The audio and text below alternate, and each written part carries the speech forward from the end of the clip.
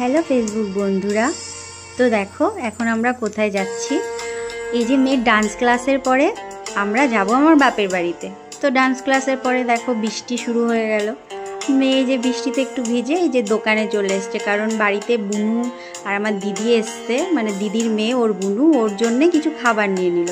এবার দেখো এই যে শিব মন্দিরটা, এখানে আমরা পুজো দিই।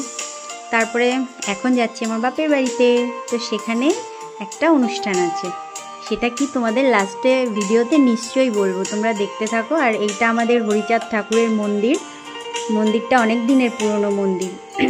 তো দেখো এইটা আমাদের এলাকার বাপের বাড়ি এলাকার শীতলা মন্দির, এখানে সবাই পুজো দেয়। আর দেখো বৃষ্টিও শুরু হয়ে গেছে, সে বৃষ্টির মধ্যে যেতে যেতে আমরা প্রায় বাড়ির কাছে চলেও এসেছি। এই যে আমার বাপের বাড়ি, এটাই আমার বাপের বাড়ি। আমার বাবা এই বাড়িটা আগে বানিয়েছে, চাকধার বাড়িটা পরে বানিয়েছে। তো দেখো এই পাশ দিয়ে চলে এসে এখান থেকেই ঢুকবো বাড়ির ভেতরে। তো দেখো ননায়ের বুনুর সাথে দেখা হয়ে গেছে, খুব খুশি দিদিভাইকে পেয়ে। এই যে কি একটা দিদিভাইয়ের কাছে কমপ্লেন করছে, কি একটা কেউ নিয়ে নিয়েছে, সেটা দিদিভাই শুনছিল। আমরা এসছি বলে এই যে জেঠিমা চলে এসছে জেঠিমার বাড়ি থেকে। এই এখন আমরা ভেতরে ঢুকবো।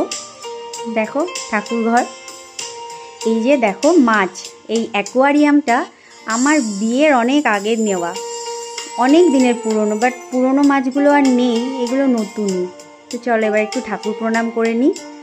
দেখো আমার মা পুজো দিয়েছে সকাল সকাল কত সুন্দর সাজিয়ে। এই যে বাড়ির বউ ননদ জামাই এসছে, তাকে যত্ন করবে। এই যে আমার ভাগ্নে দেখো সানগ্লাস পরে, এই যে আমি বাচ্চাগুলোর জন্য খাবার এনেছি, তো ওরা খুব খুশি হয়েছে, দারুণ খুশি হয়েছে খাবারগুলো পেয়ে। তারপরে দেখো আমাদের এখানকার স্পেশাল সিঙ্গারা এই যে নিয়ে চলে গেছিলাম। এবার দেখো যে অনুষ্ঠানটা আছে সেই অনুষ্ঠানটার জন্যে আমরা এখন সব রেডি করছি। তো মেনুতে আছে ফ্রায়েড রাইস, চিকেন কষা আর চিকেন পাকোড়া। এই যে রাইস বানানো আমার বড়দিভাই শুরু করে দিয়েছে, আমার বড়দিভাই রান্নাটা করেছে। দেখো এই যে আমরা আনন্দ করে নাচ করছি, দেখো গানটাও খুব সুন্দর ছিল, আমি করছিলাম যে চলো একটু আমরা একটু নাচ করি, আসলে রান্না বান্না করছে, দারুণ মজা না? তো দেখো আমার ভাই বউ আমাকে একটু ঘুরিয়ে দিল। এই যে আমার জেঠিমা মাংসটা ধুয়ে তুলছে, রান্না বসাবে।